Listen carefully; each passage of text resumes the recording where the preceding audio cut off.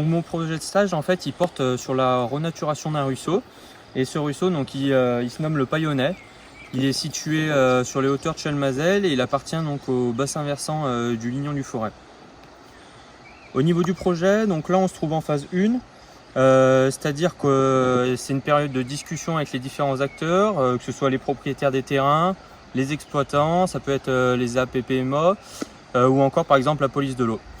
Dans ce même temps, il y a également pas mal de travail de terrain, donc comme on va le voir avec des relevés topographiques ou encore des relevés piscicoles, afin d'établir un peu les populations et les caractéristiques du cours d'eau actuellement. À ce moment-là, on a également le contact des entreprises qui va être fait par le biais de CCTP en fait. Et ensuite, une fois que tout ça est bouclé, le dossier va pouvoir être déposé afin de passer donc à la phase 2.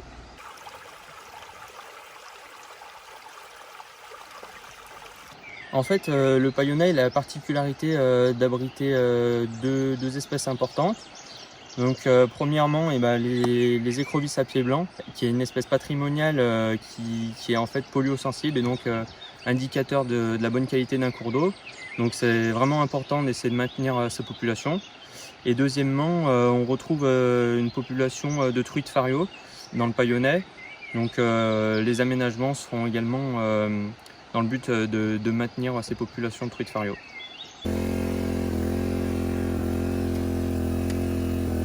Donc là on va faire un inventaire, donc un relevé piscicole.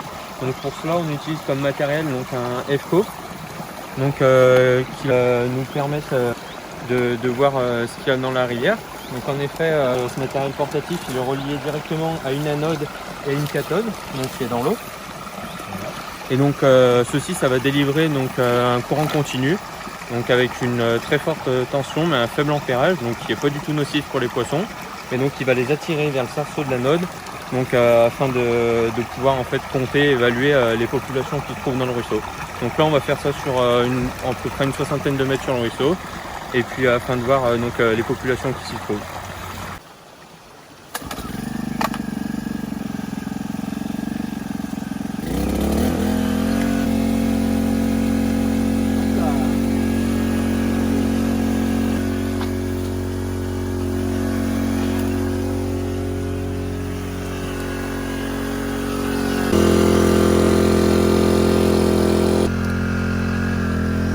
Ouais, super, normalement tu dois l'avoir.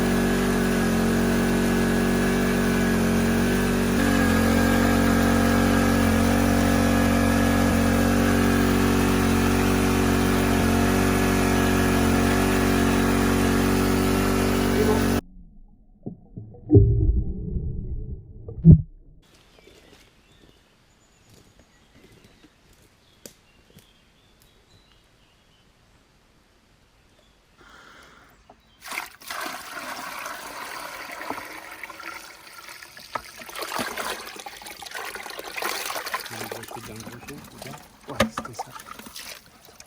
Oh, Génial. allez hop.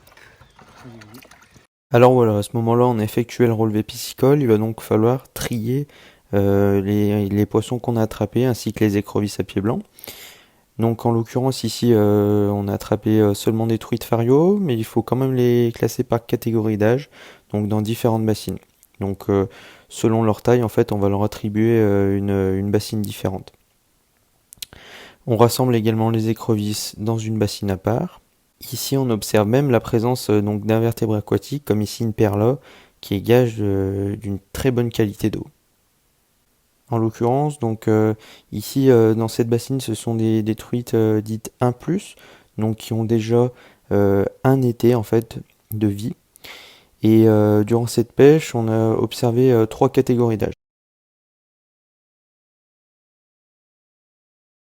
Des 0+, qui sont donc nés en début d'année, des 1+, et enfin des 2+, qui ont donc vécu déjà 2 étés.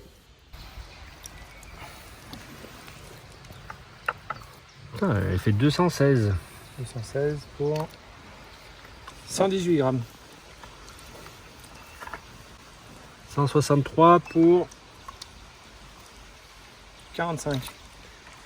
En parallèle, il y a quelqu'un qui est chargé de noter l'espèce de poisson qui est étudiée, sa taille, mais également la masse de l'individu. On poursuit donc avec le tri des écrevisses que l'on rassemble toutes dans une même bassine. Les écrevisses, on les mesure du rostre au telson, donc la partie terminale de l'écrevisse.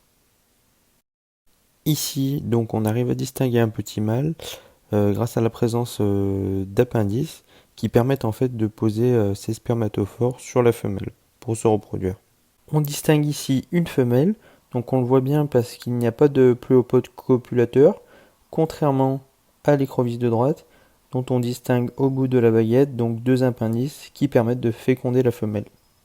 Alors, on parle d'écrevisse à pied blanc par rapport au fait que la couleur sous les pattes est assez claire et tend des fois jusqu'à être carrément blanc. D'autre part, il existe d'autres signes distinctifs, comme au niveau du sillon céphalothoracique, avec la présence de 3 petites épines juste derrière. Une autre caractéristique des écrevisses à pied blanc est le rostre. Il est convergent.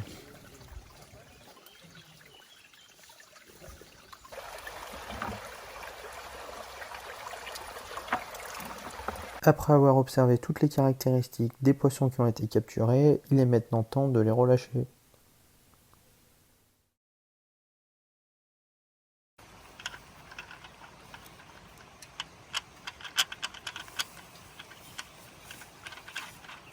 Donc à présent on va faire des relevés topographiques, donc les points qu'on va capturer aujourd'hui, ensuite on les rentre sur l'ordinateur afin de pouvoir tracer profil en long et le profil en travers pour déterminer la pente moyenne du cours d'eau actuel, et puis, enfin du tracé du cours d'eau actuel et puis du tracé futur en fait. Donc pour ça on va utiliser donc un théodolite, et puis avec le théodolite donc on va viser la mire en prenant plusieurs points espacés par exemple de 10 mètres en suivant le cours d'eau, quoi. Fil haut 1420, fil bas 1360, fil du milieu 1390.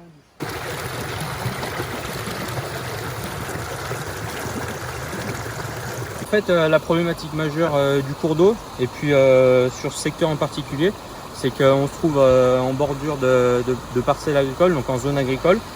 Et donc dans le temps, il a été modifié le cours d'eau, enfin sa morphologie tout du moins, elle a été modifiée. Donc il a été carrément déplacé. Donc initialement il passait dans le Talweg, donc on voit bien au point bas. Et puis il a été déplacé pour passer en haut du talus, donc à des fins agricoles en fait. En plus de cette problématique là, donc il y a des problématiques d'érosion, comme on peut le voir ici. Donc c'est vachement creusé. Et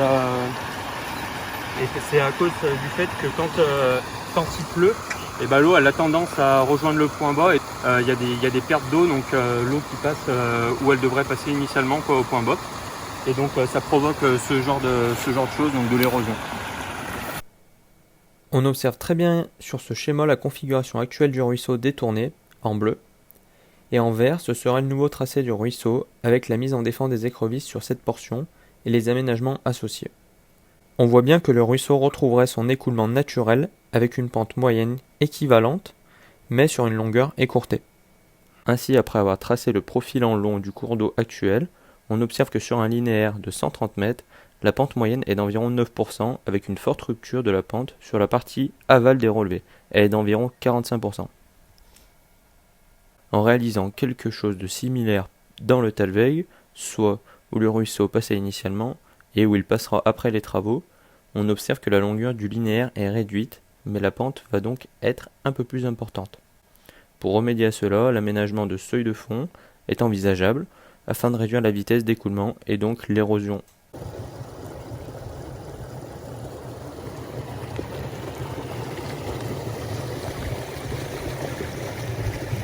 Le détournement du cours d'eau, il a une autre conséquence, donc c'est la rupture de la continuité écologique. Et on voit bien ici que sur une cinquantaine de mètres,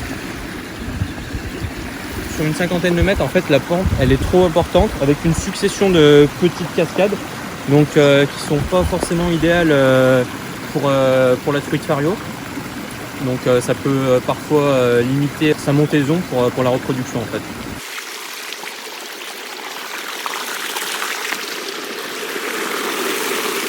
Donc on a une autre problématique qui est directement liée aux bovins, avec comme ici des zones de piétinement en fait, de surpiétinement même. Et ça a pour conséquence, comme ici, une accumulation en fait de particules fines. Puis forcément, les vaches avec les excréments, ça peut, ça impacte un peu la qualité de l'eau.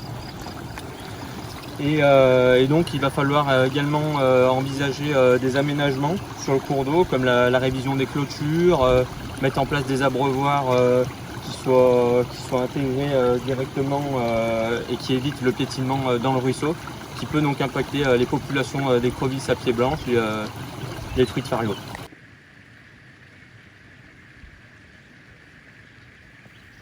Par rapport à cette vue qui surplombe le site, on observe bien le tracé actuel du ruisseau. En fait, à la base, il y avait 2 prises d'eau. Le tracé actuel était un bief qui irriguait les terres. Or, il est devenu le lit principal du Payonnais sur cette zone. La renaturation va donc consister à centraliser le ruisseau dans le Talweg au point bas. En résumé, il y a donc 2 objectifs principaux.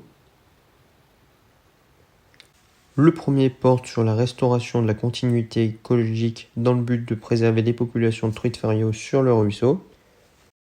Et le second objectif comprend à la fois la création d'abris pour les écrevisses à pieds blancs et la mise en défense de celles-ci sur tout le site.